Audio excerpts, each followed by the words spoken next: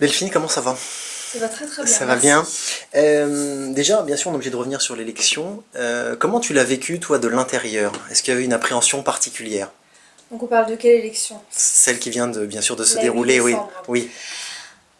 Une appréhension, je dirais non, puisque j'avais très très envie de retourner d'une dans ma région, parce que j'ai plein de projets à ce niveau-là. Donc pour moi, cette année-là a été très riche, très dense, j'ai appris énormément de choses, puisque moi à la base je viens d'un petit village. Qui Tout est s'appelle un peu comment? différent, qui s'appelle Maxtat-le-Bas. Donc j'ai fait un lycée privé catholique, après je suis allée dans une bonne école internationale. Donc quelque part on reste un peu dans un cocon. Et là de devoir m'exiler à Paris pendant un an, j'ai beaucoup appris. Donc beaucoup de projets et j'étais contente d'aller vers la suite. Donc j'abordais l'élection du 8 décembre très très sereinement. Malgré tout ça, le jour même, le 8, je me sentais pas bien. Je C'était me un suis mélange dit, de quoi? D'émotions particulières? mélange de Un peu de nostalgie, peut-être, de déjà? nostalgie, de tristesse quelque part, d'appréhension parce que je voulais terminer mon année en beauté. J'étais très fière de mon année, de tout ce que j'ai fait. Il n'y a pas eu de trucs particuliers. J'étais contente de ce que j'ai pu faire. Donc je voulais terminer tout ça en beauté. Donc aussi peut-être un peu de petits pincements au ventre, voilà, de bien faire. Mais j'ai été très surprise puisque pendant toute l'année, moi, mon but c'était quelque part d'emmagasiner le plus de connaissances pour pouvoir aller de l'avant. Et là, le jour même où on me dit bah, demain tu iras de l'avant, ce sera ta vie, tu feras tes projets, j'étais pas très bien. Donc j'ai beaucoup pleuré, comme vous avez pu le voir à la télé. Surtout quand on a passé l'année de la Miss, donc on a revu les passages forts. Et oui, je pense qu'en une année, on accumule on fait tellement de choses, donc on est un peu crispé, on est tout en... Et après, donc ce soir-là, je pense que je me suis relâchée et du coup, les larmes sont venues. J'ai très longtemps pleuré. D'accord. Et finalement, un an, c'est bien alors? C'est le bon bail pour faire Miss? Un an, c'est très très bien. C'est pas trop court, pas trop long. C'est juste bien pour apprendre le maximum de choses. Après, accéder à ce tremplin-là et après, normalement, on a toutes les cartes pour pouvoir sauter dessus et aller le plus loin possible. Enfin, c'est ce que j'espère, vraiment. Sur la remise symbolique de la couronne, est-ce qu'il y a un moment où on dit on passe de la lumière à l'ombre? Alors je suis passé de l'ombre à la lumière. Est-ce qu'il y a un peu cette métaphore-là dans la tête? J'ai pas pensé à la métaphore, on passe de l'ombre à la lumière. Non, non, j'ai pas pensé ça. J'ai juste pensé, bah maintenant, c'est une autre vie qui commence. Pas une vie dans l'ombre, pas forcément. Enfin, on fait comme on le choisit. Moi, j'ai décidé d'être en région et d'être à Paris. Donc, des choses totalement épanouissantes pour moi, qui resteront aussi autant médiatisées et tout. Donc, ça, j'ai pas eu ce souci-là. Mais de dire que voilà, une année est passée, et moi j'ai un petit souci avec le temps qui passe, j'ai beaucoup de mal. Je vais bientôt avoir 21 ans, et pour moi c'est déjà vieux. Enfin, c'est pas que c'est déjà vieux, mais je me dis, bah 21 ans, on n'est plus adolescent à 21 ans. Bien sûr. C'est que quelque part, il y a des responsabilités. Malgré que j'ai pas peur des responsabilités, mais la période entre 14 et 18 ans, c'est bien drôle. Il y a 21 ans, bah, on s'en éloigne, simplement ça. Donc, oui, c'était symbolique de remettre la couronne. Mais pas avec un doute particulier. Pas avec un doute particulier parce que je suis motivée et que pour l'instant j'ai toujours eu cette bonne étoile qui m'a permis de concrétiser tout ce que j'ai voulu faire. Donc j'espère que ça va continuer, j'espère. S'il devait te rester un moment de cette année, est-ce qu'il y a un moment fort, au-delà de l'élection bien sûr, dans les rencontres, dans les choses que tu as vécues? Tu dis là, oui, c'était particulièrement fort ou enrichissant tout simplement. Alors, j'ai fait énormément de rencontres, énormément de voyages, beaucoup de choses enrichissantes. Mais il y a une chose, et je le répète tout le temps, le plus beau jour de ma vie, alors que j'ai vécu de très belles choses, hein, mais le plus beau jour de ma vie, c'était 2 semaines après l'élection. Je suis rentrée dans ma région. Il faut savoir que l'Alsace est très pro-régionaliste, Oui. très très fière, donc très fière de sa Miss. C'était un peu comme la reine qui rentrait au village. Moi qui étais plutôt une jeune fille qui ne souhaitait pas aller faire ses études trop loin de sa famille pour pas partir toute la semaine, donc pour pas être loin de ma famille. La préparation Miss France a duré 1 mois et demi, donc 1 mois et demi sans voir mes parents. En plus, entre-temps, j'avais gagné l'élection, je n'avais pas revu ni mes amis ni mes parents, c'était un peu compliqué. Donc là, on rentre avec la bonne nouvelle, avec la couronne, l'écharpe. C'est la reine qui revient au pays. Dans un petit village de 400 habitants, là, il y avait du monde partout. Il y avait un chapiteau, il y avait de la musique, fanfare, discours à manger. C'était top. Donc ces 2 semaines-là ont été particulièrement marquantes. Ouais. D'accord. Et c'est pas un peu violent de dire, je pars, je suis presque inconnu, même si j'ai mon réseau, je reviens avec une écharpe, je suis une autre personne. Mm. Il n'y a pas un côté un peu, oui, déstabilisant, bizarre, étrange? Ce qui est déstabilisant, c'est que dans une vie normale, bah, vous avez tous des amis et quelque part un peu des ennemis. On est d'accord. Et quand on revient avec l'écharpe, on n'a que des amis. Que des amis. Et, et ça, c'est difficile parce que moi, je suis quelqu'un de très franche. Et ça ne me dérange pas d'avoir aussi des ennemis parce qu'on ne peut pas plaire à tout le monde. Mais quand ces personnes-là, qui sont officiellement des personnes qu'on n'apprécie pas, et c'est réciproque, que tout le monde tout d'un coup nous aime et qu'ils en perdent toute leur fierté, ça devient un peu bizarre. Donc ça, c'est juste ça, en fait, c'est le regard des gens qui change. Moi, j'ai vraiment pas changé pendant cette année. Je me suis juste enrichie de choses et d'expériences et de points de vue. Mais c'est le regard des gens qui change incroyablement. Et ces ennemis, tu les as regardés comment? Avec un sourire un peu ironique, en disant, c'est bizarre, maintenant vous me regardez différemment. J'aurais pu regarder ces personnes avec un sourire ironique, ça aurait fait un peu ma petite vengeance. Oui, hein, bien sûr, non. Mais je ne l'ai pas fait.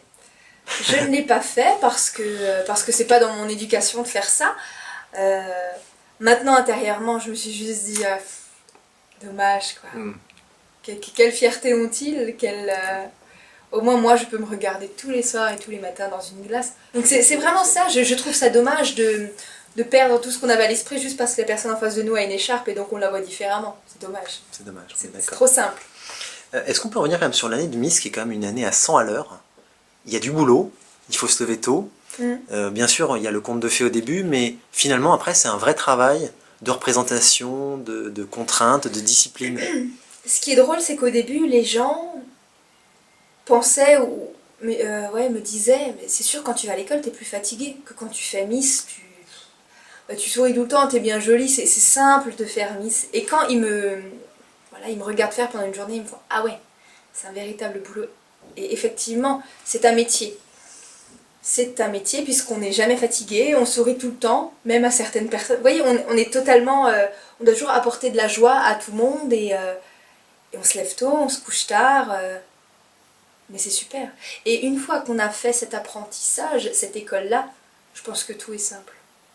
Je pense qu'on n'a plus peur ni des responsabilités, ni de travailler longtemps, volume horaire, ni de tout ça. Et on est très productif en fait. Et pendant une année, je ne suis pas tombée malade une seule fois. Alors que c'est dans le courant d'air, j'étais toujours en petite robe. Et là c'est marrant, une fois que tout le stress est retombé, j'ai une petite grippe là maintenant. D'accord. Donc c'est intéressant ce que tu dis, parce que notamment pour la jeune génération, tu étais prête à faire beaucoup d'heures.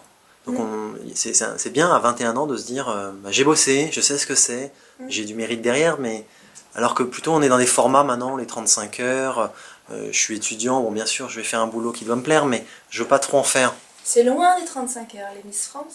Ben, simplement c'est tout le temps, puisque même quand on n'a pas l'écharpe ni la couronne et qu'on n'est pas en représentation, les regards sont toujours portés sur nous, donc il faut faire très attention.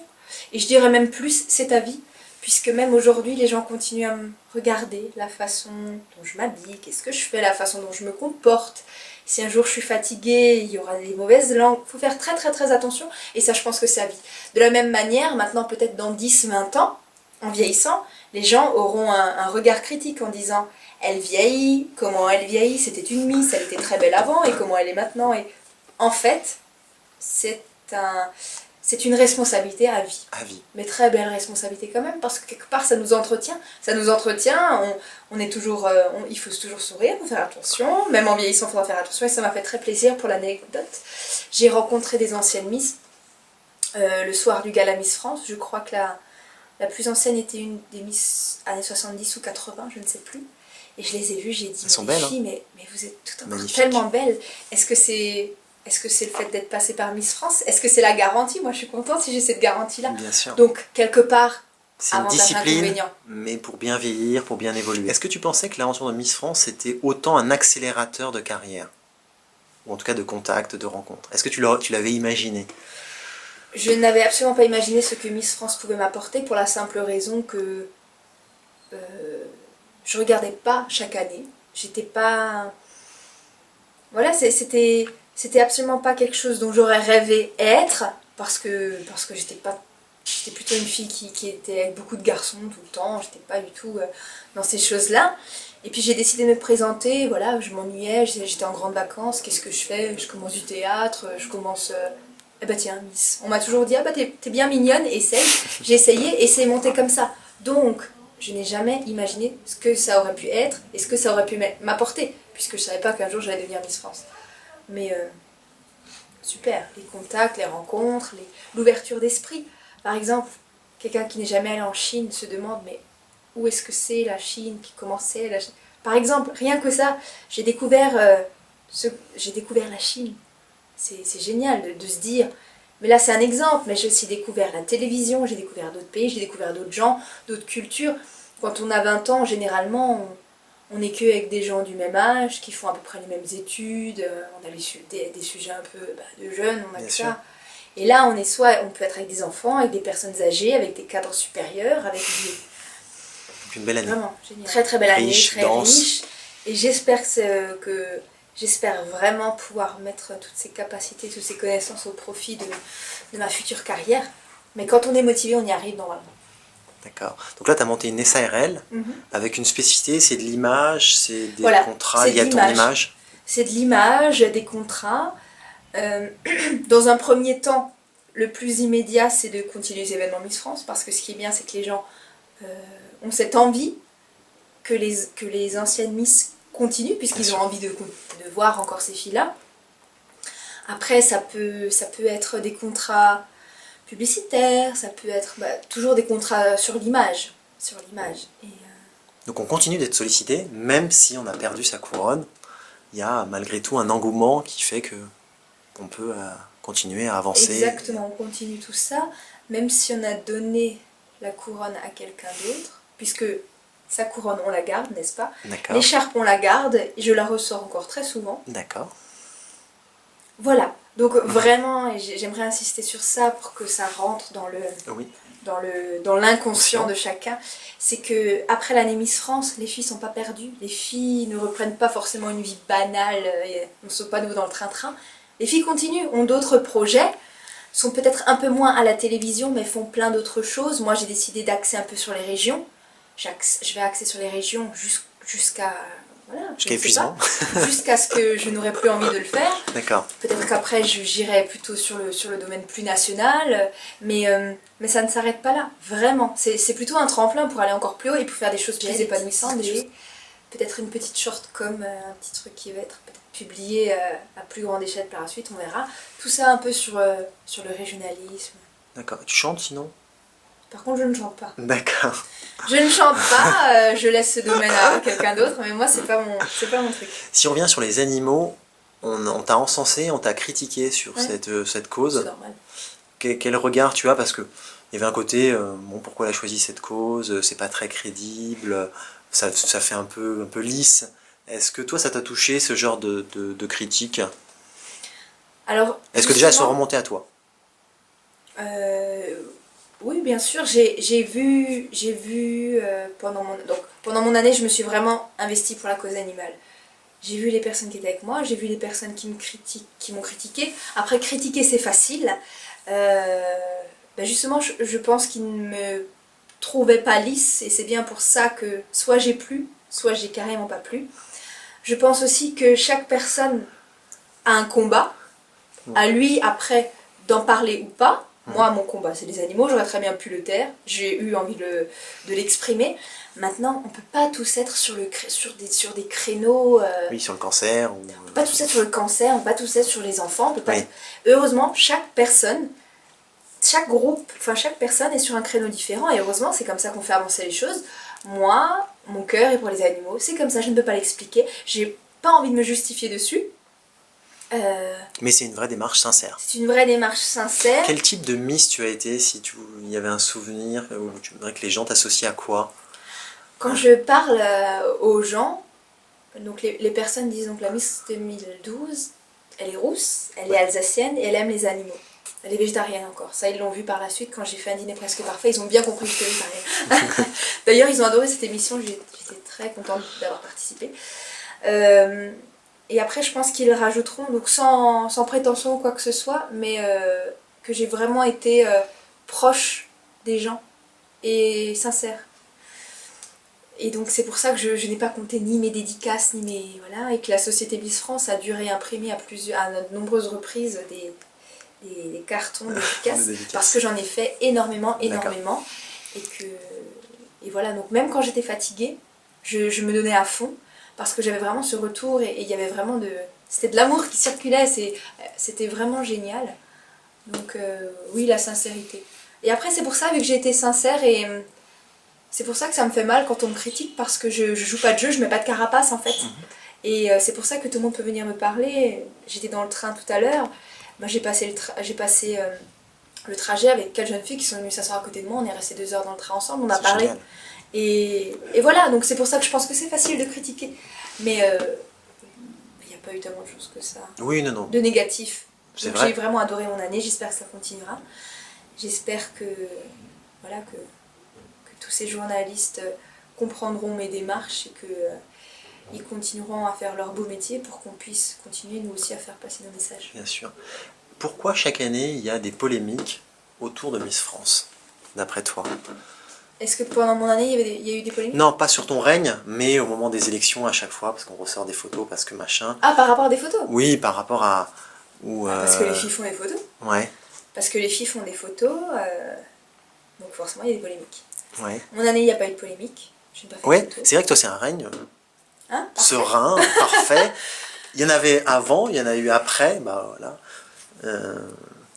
T'as été épargné toi finalement. Et oui, enfin c'est pas que j'ai été épargnée, c'est que j'ai fait le choix de ne pas faire de photos, parce que je pense qu'on peut se révéler et s'épanouir différemment qu'en faisant ça. Après moi je ne critique pas les filles qui font des photos, parce que c'est aussi un art de faire des photos. Pour finir, quel rapport tu entretiens avec la beauté?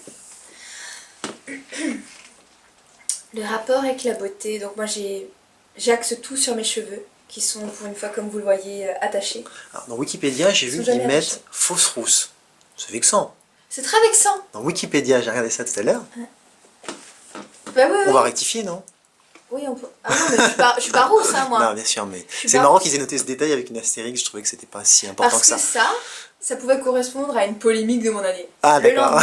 Parce qu'en fait, une fois que j'ai été élue, à la conférence de presse, ils font, bon alors la question que tout le monde se pose, parce qu'à ce moment-là, j'étais plutôt dans les cheveux rouges. Là, il faut que je refasse ma couleur, mais... c'est marrant, c'est la première fois qu'il y a une Miss France qui est élue avec les cheveux rouges. Donc ça a gêné les gens. C'est votre couleur naturelle? J'ai dit, bah non. Enfin, non. Et donc, le lendemain dans la presse, c'est pas sa couleur naturelle, c'est parce que c'est comme si quelqu'un venait avec les cheveux bleus, c'est pas bizarre, les cheveux rouges, c'est quand même bizarre. Quoique maintenant c'est vachement la mode. Et alors, sur le rapport à la beauté, oui. comment tu le vis et comment tu comptes le vivre? Parce que c'est vrai que la première approche qu'on a avec toi, c'est la beauté. C'est le premier contact. Est-ce que c'est particulier d'avoir ce rapport aux gens? Je pense que... c'est une belle question. Le rapport à la beauté. Donc oui, je fais très attention à mes cheveux, je fais très attention à mon visage, toujours bien maquillée, tout ça. Par contre, le rapport à la mode, c'est pas forcément mon truc. Donc si tout le monde pouvait être avec un petit uniforme, un petit machin, qu'on ne regardait pas moi ça m'arrangerait. Donc moi je suis vraiment ciblée sur le visage, sur l'expression du visage, sur les cheveux, c'est très important pour moi. Et c'est vrai que quelque part, les jours où je ne me trouve pas belle, j'ai du mal à aborder les gens. Donc c'est vrai que la beauté peut aider à prendre confiance en soi. Si maintenant, il y a un jour, je me rappelle quand j'étais adolescente, j'avais un bouton, je ne regardais personne dans les yeux. Voilà. D'accord. Et les jours où je suis bien, c'est là que j'arrive à aller vers les gens, c'est là que j'arrive, voilà, les gens me trouvent sympathique, c'est là où... Donc tu t'es jamais posé la question en disant, par rapport à d'autres, je suis plus regardée, plus épiée, comme tu disais au tout début de l'interview, tu l'assumes complètement. Après, tu discutes avec les gens, bon, après il y a de l'échange, mais... C'est aujourd'hui que je comprends ça, parce qu'avant je disais, mais moi, je fais pas attention à ma beauté, moi si les gens me parlent, c'est parce que j'ai des choses à dire. C'est vrai, mais je n'irai pas vers les gens si j'avais pas cette protection D'accord. quelque Donc part. tu l'envoies, c'est une enveloppe protectrice. Et quelque part, c'est une enveloppe C'est protectrice. intéressant. Et j'ai découvert ça cette année, parce que les jours où j'étais pas bien, les jours où je me trouvais... Vous savez, pendant une année Miss France, on est toujours observé. Du coup, il y a des jours où on se trouve vraiment pas bien. Et ces jours-là, il faut regarder les gens dans les yeux. Quand ils nous disent « Oh, vous êtes trop jolie », il faut dire « Ah bah oui ». Parce qu'en fait, on pense vraiment l'inverse. Aujourd'hui, c'est horrible de nous dire ça, carrément, c'est gênant. Donc, cette année, j'ai vraiment compris que c'est sûr que l'enveloppe extérieure est importante, parce que beaucoup regardent ça. Après, il n'y a pas que ça, Bien sûr. mais c'est sûr que ça peut aider. Donc tu es zen par rapport à ça. Je suis zen par rapport à ça. Et je tiens aussi à dire que mon année, je pense pas avoir été élue juste pour ça. Bien sûr. Mais je pense pour mon discours, parce que tout le monde ne me reparle que de ça. C'était un Et moment. que je pense que mon passage en maillot de bain, il y a d'autres filles qui étaient beaucoup mieux que moi. Et que je les ai grattées au discours. C'est bien, t'es hyper lucide là-dessus. Ah bah oui, non, c'est vrai. Ouais, d'accord. Coiffé au poteau par le discours. Ah bah non, mais carrément.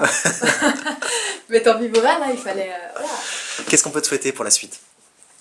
On peut me souhaiter voilà, que mes projets se concrétisent, parce que j'ai de l'énergie à revendre, j'ai de la motivation à revendre, et voilà, que vraiment mes projets se concrétisent, que je continue à être dans le cœur des gens, parce que ça c'est important. En une année on a l'habitude voilà, d'être aimé par les gens.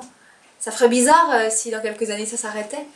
Donc que les personnes continuent à m'avoir à l'esprit pour ce que j'ai fait cette année, pour les causes que j'ai défendues. Et voilà. Merci beaucoup, merci d'avoir pris Merci. du temps. Merci Delphine.